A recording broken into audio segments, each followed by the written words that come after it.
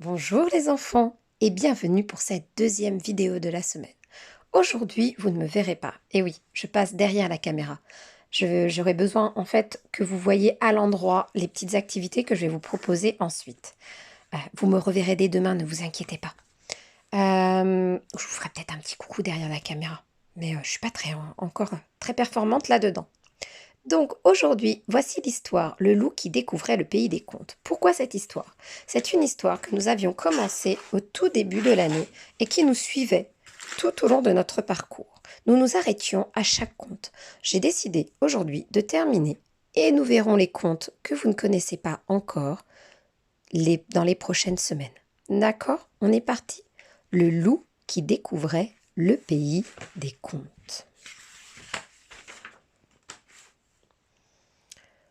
Quand Lou se réveilla ce matin-là, le soleil brillait haut dans le ciel. C'était un temps parfait pour le grand goûter du printemps qui aurait lieu l'après-midi même dans la forêt. Cette année, pour le goûter, je vais faire un gâteau aux pommes, décida Lou. Le souci, c'est que je ne sais pas cuisiner. Lou prit un panier et sortit. Dans la forêt, il trouverait bien quelqu'un pour l'aider. Il marcha longtemps sans rencontrer personne. Enfin, au détour d'un sentier, il tomba nez à nez avec les trois petits cochons qui construisaient leur maison. Vous vous souvenez, on avait lu le conte des trois petits cochons. Oh, mais regardez, on avait vu aussi qu'il y avait un autre personnage ici. Est-ce que vous vous souvenez son nom? Oui, le chaboté. Au secours, le loup! Hurlèrent les cochonnets. Il va nous dévorer! Dévorer de mignons petits cochons? Mais pas du tout! S'exclama Loup, horrifié. Alors tu vas souffler, souffler, nos maisons vont s'envoler! N'importe quoi! Moi, ce que je voudrais, c'est cuisiner un gâteau aux pommes. Mais je ne sais pas comment faire. Étonnés, les trois petits cochons se regardèrent.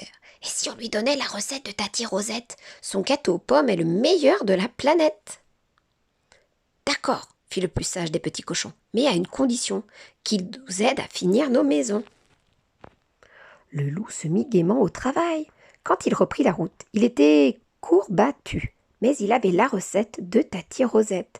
Il ne lui restait plus qu'à rassembler les ingrédients, de la farine, du beurre, des œufs, du sucre et des pommes, bien entendu. Tout en avançant, Loup pensait à son gâteau, moelleux, fondant, sucré, délicieux. Il en avait l'eau à la bouche. D'abord, il me faut de la farine, fit Loup. Et si je demandais ici? Attention. Doucement, la porte s'ouvrit et 7 mignons chevreaux pointèrent leur museau. Le loup s'avança et vlam! Quelqu'un l'assomma. Quand il rouvrit les yeux, le loup était ligoté et il avait très mal à la tête. « Alors, le loup, on se croit encore le plus fort ?» gronda la maman chèvre. « Certainement pas, » protesta Loup. « Je voudrais de la farine, c'est tout. »« De la farine pour montrer patte blanche et dévorer mes chevaux ?»« Non, » bredouilla Loup. « De la farine pour faire un gâteau. » Par chance, la chèvre adorait cuisiner. En échange de la recette de Tati Rosette, elle donna à Loup de la farine et hop, le jeta dehors.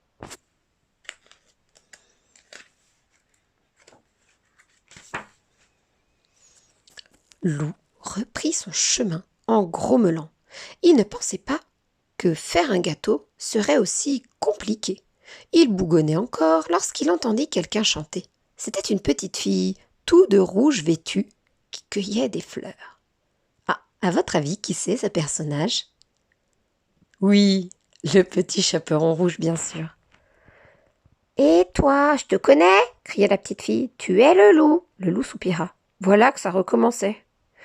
« N'aie pas peur, je ne vais pas te dévorer, » fit-il de sa voix la plus douce. « Ça, c'est sûr, » fit la petite fille en haussant les épaules. « Tu n'as pas l'air bien méchant. »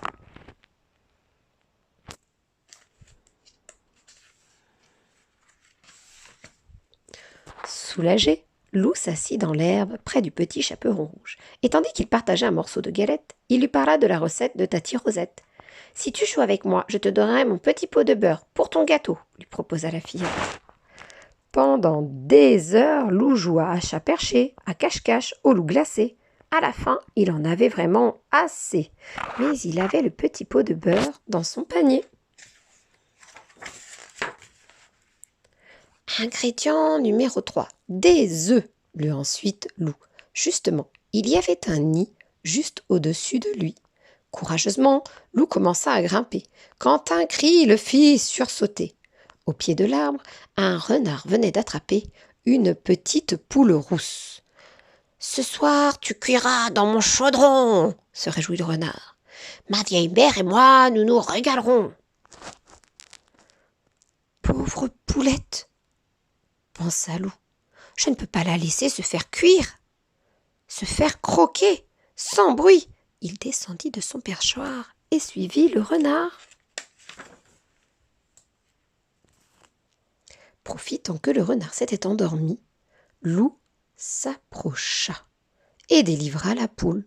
« Pauvre de moi, gémit-elle, échappée au renard pour finir dans la gueule du loup. »« Rassure-toi, je ne vais pas te manger, » lui promit Loup. « Allez, cocotte, filons d'ici. » Pour remercier Loup, la petite poule rousse proposa de lui tricoter une culotte qui ferait de lui le plus coquet des loups de la forêt. « Non merci, fit Loup, je préférerais quelques bons œufs frais. » Loup se remit en route. Apparut alors devant ses yeux ébahis une jolie maisonnette toute de pain d'épices, de sucre et de biscuits. « Voilà qui tombe bien, » se réjouit Loup en détachant un morceau de gouttière. « J'ai besoin de sucre pour ma recette. » Aussitôt la porte s'ouvrit et une affreuse sorcière surgit. « Cric, crac, croc, qui grignote mon logis ?» grogna-t-elle. « Un loup? Pouah! Je vais le transformer en poulet. Ce sera meilleur à manger. »« Certainement pas !» cria Loup terrorisé, et il se carapata. Loup courut, la sorcière à ses trousses. À bout de souffle, il arriva devant une chaumière et s'y engouffra. « Bonjour mon ami !» le salua Blanche-Neige. « Qui te poursuit ?»« Une sorcière !» paniqua Loup. « Elle veut me transformer en poulet. » « N'aie crainte, elle ne te trouvera pas ici. Repose-toi près de la cheminée. Tu sembles épuisé. » Reconnaissant, Loup s'assit et aussitôt, il s'assoupit.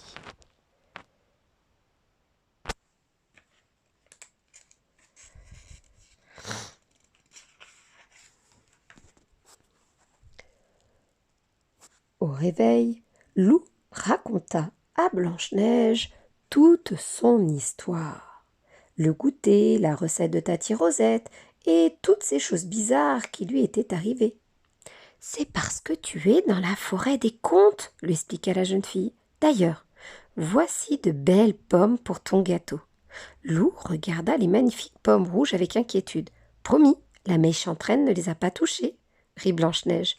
Loup la remercia, rassurée. Blanche-Neige conduisit alors Loup devant son miroir. « Miroir, mon beau miroir, dis-moi qui est le plus chou des loups. »« C'est Loup le plus chou, » fit le miroir amusé. « Et si on le gardait avec nous ?»« Non, mon cher miroir, répondit Blanche-Neige, renvoie-le vite dans sa forêt. Mais avant... » Et Blanche-Neige déposa un doux baiser sur le museau de Loup, qui se sentit rougir, partir, rougir, partir. Loup secoua la tête, tout étourdi. Il était de retour chez lui. À ses pieds, son panier était bien rempli. « Youpi, j'ai tout ce qu'il faut pour préparer mon gâteau. Vite, au fourneau !» Dans sa cuisine, Loup suivit à la lettre la recette de Tati Rosette. Il coupa, versa, mélangea. Lorsque tout fut terminé, son gâteau était gonflé et doré à souhait. C'est alors que... on frappa à la porte. « Salut mon chou !» fit Mère Grand. « On est venu pour le goûter. »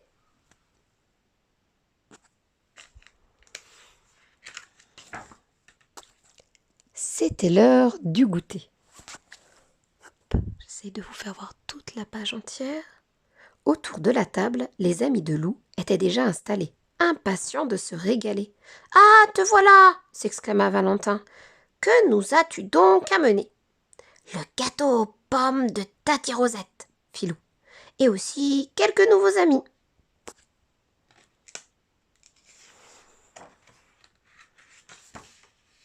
Et voilà. Alors là, il y a la recette du gâteau de Tati Rosette. Si vous voulez, j'essaierai de vous le mettre la prochaine fois pour que vous puissiez le faire vous aussi. Je pense qu'il y a quand même pas mal des enfants de la classe qui ont déjà ce livre qui est vraiment super car il nous permet de revoir tous les contes avec les enfants. En tout cas, peut-être pas tous, mais beaucoup. Vous avez bien reconnu Hansel et Gretel, le petit chaperon rouge, Poule rousse, les 3 petits cochons et bien d'autres qui se sont cachés dans ce conte. Voilà. Alors, je voulais vous proposer un petit jeu aujourd'hui. Alors, vous n'avez peut-être certainement pas les petites baguettes que j'ai là, mais vous pouvez écrire sur une feuille les chiffres de 1, le 0 ne comptons pas, moi je ne le note pas généralement, de 1 à 9. Ensuite, vous prenez des boutons, des jetons, ce que vous avez en fait sous la main. Des petites billes aussi, c'est possible. Et on va faire ensemble. 1, c'est aussi un jeton. 2, 1, 2. 3, 1,